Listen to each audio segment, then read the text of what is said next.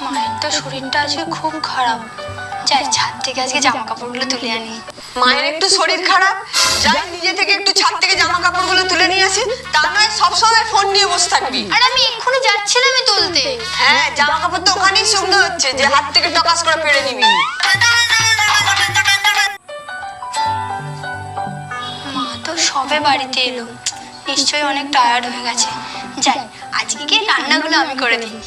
মা বাইরে গেছে, একটু রান্নাটা করে রাখবে না? তা নয়, মা এসেই রান্নাটা করবে। আরে আমি রান্না করতেই যাচ্ছিলাম। হ্যাঁ, তুই তো সবসময় রান্না করেই রাখিস, যেমন এখন রান্না করে রেখেছিস। মা তো সারাদিন কত কাজ করছে, এইগুলো একটু গুছিয়ে দিই। জামা কাপড়গুলো চোখের সামনেই পড়ে আছে, একটু গুছিয়ে দিই, মাকে হেল্প করি। তা তো নয়, মা তো কাজের লোক আছে, মাই সব করবে। আরে আমি গোছাতেই যাচ্ছিলাম। সারাদিন ধরে জামা কাপড় তো গুছিয়েই যাচ্ছি, দেখতে তো পাচ্ছি।